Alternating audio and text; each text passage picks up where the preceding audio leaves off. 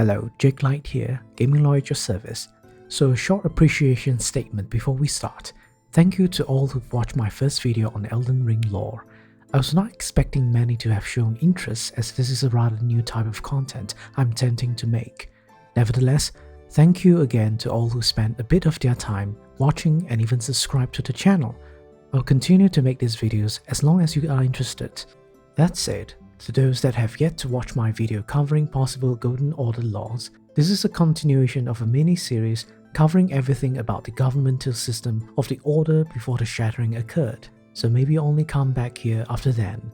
Do be warned, not only there will be major spoilers for the game's various stories, I will also be touching on subjects that will involve me mentioning and detailing certain sensitive and violent topics. So last time, we basically covered what acts we know are considered criminal offenses within the Golden Order, and now we'll be looking into acts that the Order believes to be beneficial to its cause or compatible with its philosophical beliefs. Now the goal here is to list out things which the Order has not shown to have been forbidden or punished anyone for committing, and may even be encouraged to do so.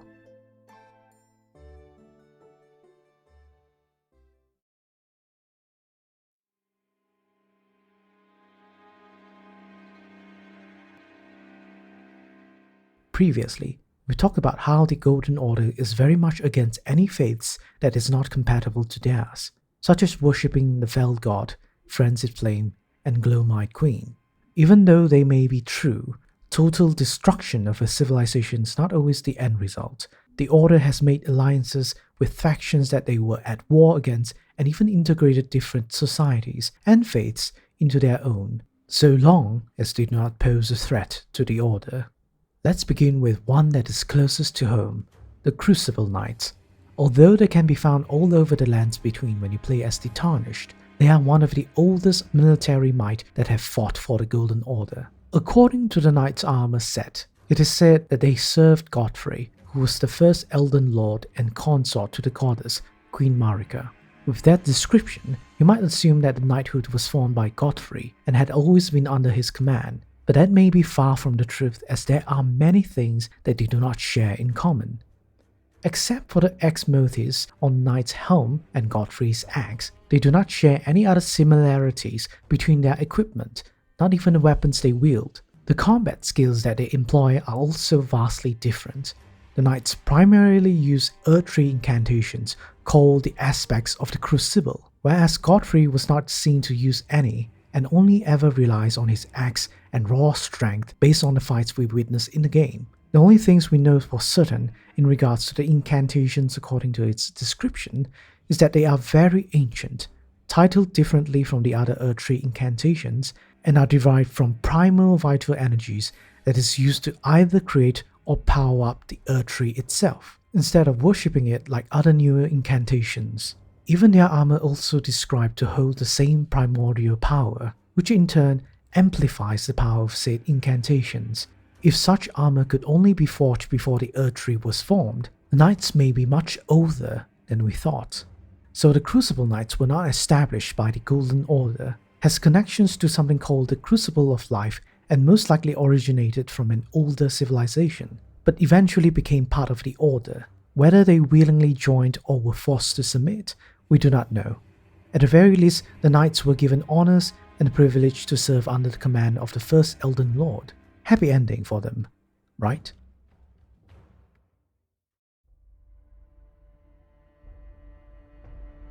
Despite there being plenty of dragons that are hostile wherever the Tarnished reached, the Golden Order did manage to make peace with them even well after the shattering. There's not much mystery to this one. Ancient dragons that wielded the power of lightning once led a war with the Golden Order.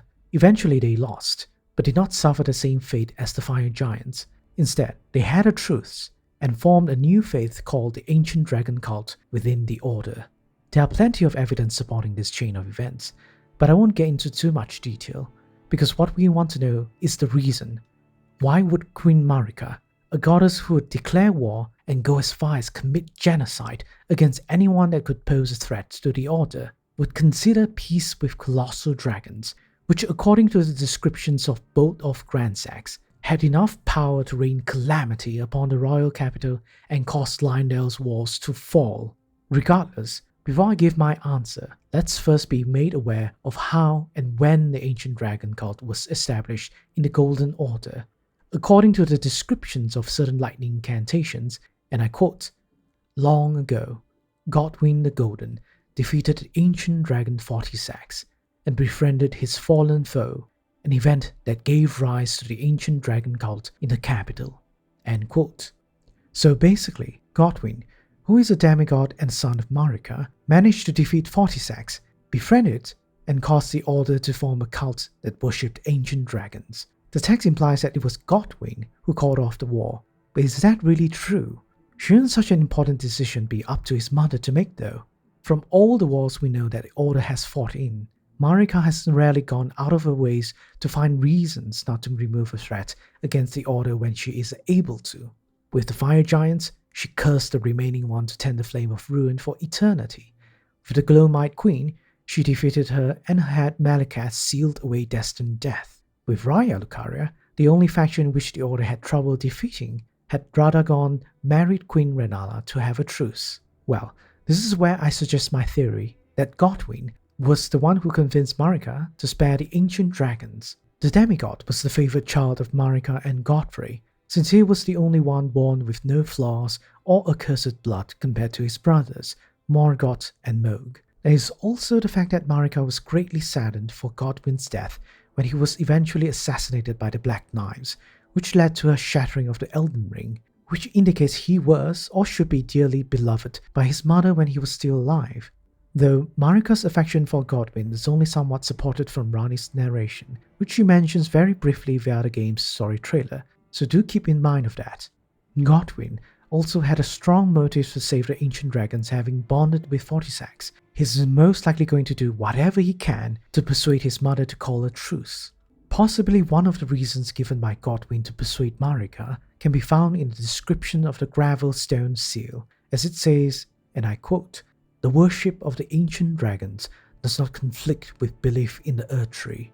After all, this seal and lightning itself are both imbued with gold."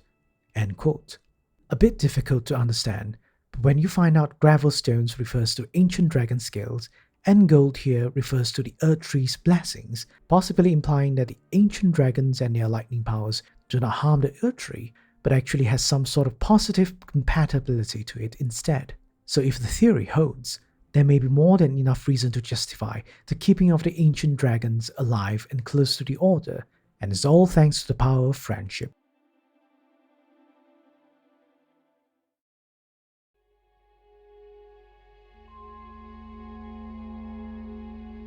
In any case, the only other faction that the Order has allied with, which we did briefly mention, are the sorcerers of the Academy of Raya Lucaria.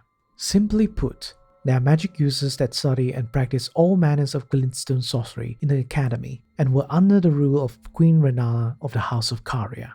Other than their relentless pursuit to understand the stars or moon to enhance their sorceries, there's really no reason for them to be at odds with the Golden Order. More likely, the war between the forces started due to the region where the Academy is located is just one of the many the Order has intended to conquer. Interestingly, Queen Renala proved to be a formidable foe, as according to the descriptions of the Carian Knight's sword, even though she had less than 20 knights serving under her, they were able to hold off even the champions of the Golden Order, which Radagon was one such champion. It is also suggested that there had been 2 attempts made by the Order to defeat the Academy, with there being First and Second Liurnian Wars according to the Sword Monuments. Nevertheless, the conflict ended with a political marriage. According to Muriel, the Pastor of Vows, Radagon decided to pour some liquid called the Celestial Dew on himself, apologized to Renala for finally trying to take over Liurnia, and swore his love to her. How romantic. Apparently, Renala was thoroughly persuaded, married Radagon, and even had children with him. Of course, if you know the secret behind who Radagon really is, or has been heavily implied to be, it makes a lot more sense how a mere champion was making all these decisions without Marika's approval, and was able to single-handedly end the conflict. I won't get into the intricacies of it, since it is a hotly debated topic, but there are 2 popular theories as to the true identity of Radagon. First, Radagon is simply Marika herself, one and only sane person with the power to split her personality, or had dissociative personality disorder. Or, Radagon was his own individual, having specific origins and personalities distinct from Marika, and only until at some point in time had merged with her to become one. Regardless of what is the truth, one thing for certain is that Radagon had deep and complicated connections with Marika, and so it wouldn't be a stretch to say that his actions were highly influenced by the goddess, if not controlled by her. Unfortunately, the alliance spelled the end of Queen Renala, as when Radagon left her to become Elden Lord, she was left severely mentally scarred, betrayed by the Academy, and was abandoned by two of her children, Rykard and Radahn, to join the Order. Interesting thought to ponder though, could this possibly be Marika's way of defeating Renala through manipulation? If so, the goddess is as brutal as she is cunning.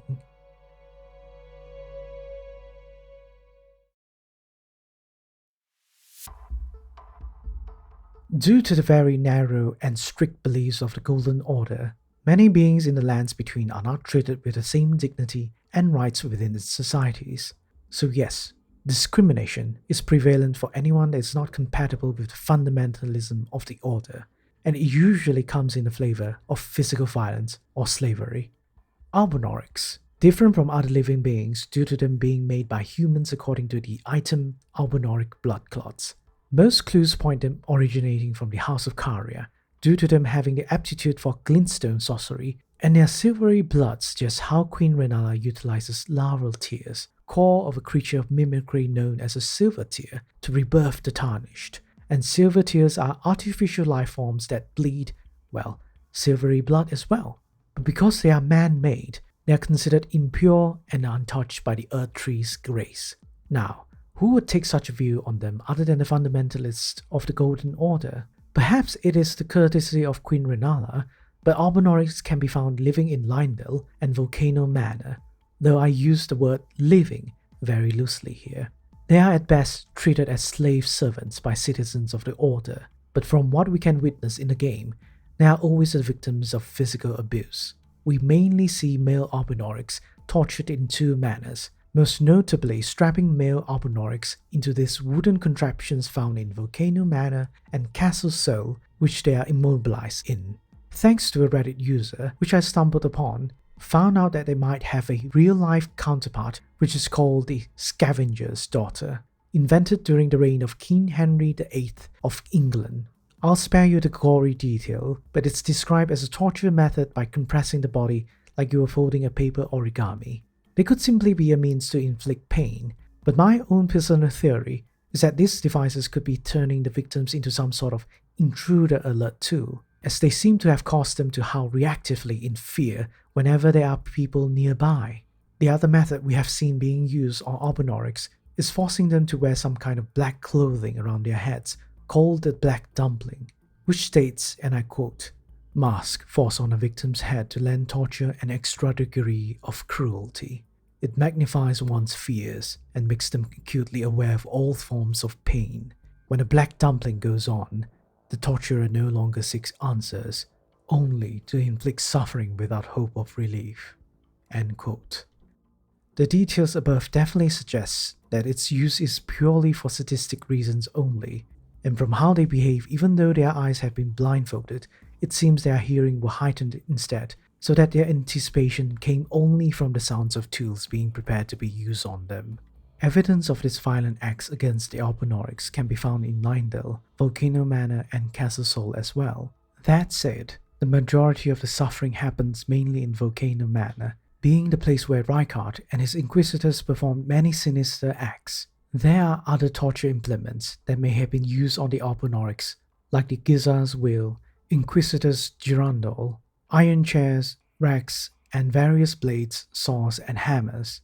Though I have to add, we do not know if all the torture methods is actually approved by the Order, at the very least during its most stable condition, as we are inferring all this from the game's current timeline, where everything has descended into lawlessness. We can only hope the Albinaurics have not always suffered in the Order, but chances are slim.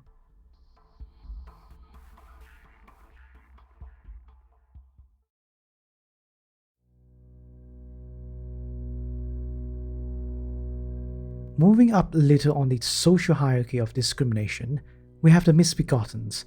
There's unfortunately not much information on their origins. Reading up on the Crucible Talismans and Winged Misbegotten Ashes descriptions, they seem to be born from exposure to primordial energies of the Crucible life based on them having inhuman traits such as scales, horns, wings, or tails.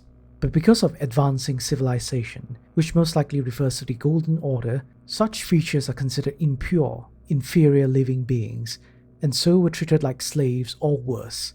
Prime example of misbegotten slave is Master Blacksmith Hugh. Through his dialogues, we learn that he was enslaved to help make weapons, whether for the Golden Order or specifically only for the Tarnished, we don't know. But we do know they don't like being slaves very much and were treated so badly by humans that they either planned a revolution, which happened in Castle Morn, or they searched for a safe asylum far into the northern regions of the lands between. The same could be said about the Omens, as they seem to be life forms blessed by the energies of the Crucible as well, growing horns, wings, and tails, but with added explosive accursed blood. Unlucky for them, they are born within the Order, and most would expect their children to be humans instead. So what did they do if their children were born Omens? Love and raise them unconditionally regardless? An Omen could dream of it, I guess. But according to the descriptions of the item, Omen Bairn, the standard Golden Order procedure is to have the baby's horns excised, and even the chances of them surviving is extremely low. The burning question I have is why? Why do this at all? Because it doesn't turn Omens into humans, as we see plenty of the ones with their horns removed still look nothing like humans. They are also not treated any better within the Order. Based on the Omen Cleaver details, they were given weapons to fight in wars, but had a curse that would break down on its own, indicating that the humans are fearful of being rebelled against by them. And possibly because they are considered dangerous, they were also hunted by people calling themselves Omen Killers, wielding weapons forged from literal amputated Omen horns, which according to their armor set, the first of their kind, Rollo, was originally a perfumer, and perfumers served the Order, which is mentioned in the perfumer's armor set. But I digress, we still haven't really gotten an answer to our previous question. Why amputate the horns of the Omen babies? I have some ideas, but the procedure might have been mandatory by the Order. The Earth Tree is supposed to only bless humans and their descendants. If people started to think something is wrong with the tree, it is likely going to cause some serious unrest within the society. So instead, the Order may have shifted the blame on the parents instead, that they have sinned, thus their children were born cursed, and to cleanse themselves of their sins, they have to perform a ritual on their children. Whether the babies survived, it did not matter to the parents, as long as they themselves are once again blessed by the Earth Tree. This theory of mine can be backed up by the fact that not all Omen babies go through this procedure. According to the Regal Omen Bairn details, if they were born of royalty, their horns are not excised but are secretly imprisoned underground for eternity. This suggests Queen Marika, having two Omen sons, Morgoth and Mohg, knew the removal of horns does nothing to help cure them, which means she and the Order facilitated with the infanticide committed, exploited the surviving Omens for war, and disposed of them when they are not needed, all for the purpose of maintaining the illusion that the Golden Order and Earth Tree is perfect. You know what the Omen children had to say about that? Please, don't hate me or curse me. Please.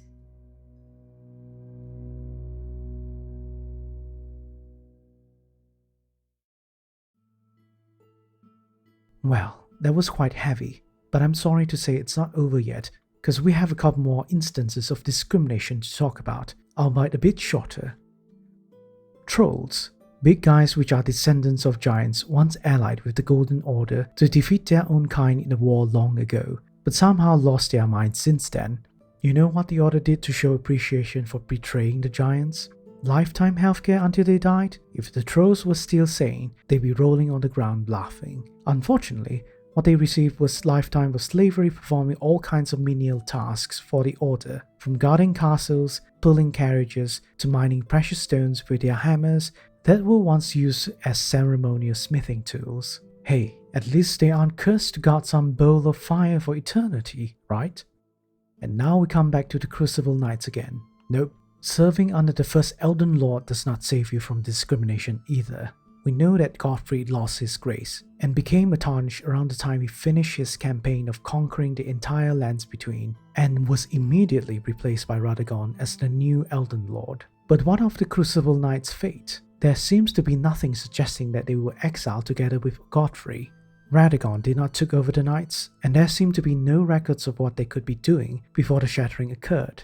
Whatever the Knights wanted to do, without Godfrey backing them up, they too were despised by the Order. According to the Crucible Gauntlets and Grief's description, they eventually were seen as chaotic and deserving of scorn due to their strength and appearance, which explains by the time Godfrey and the other Tarnished returned home, the Knights were scattered all over the world doing their own things. Some remained serving the Golden Order, but most had absconded to either aid their enemies or escaped from all the conflict that the shattering had brought.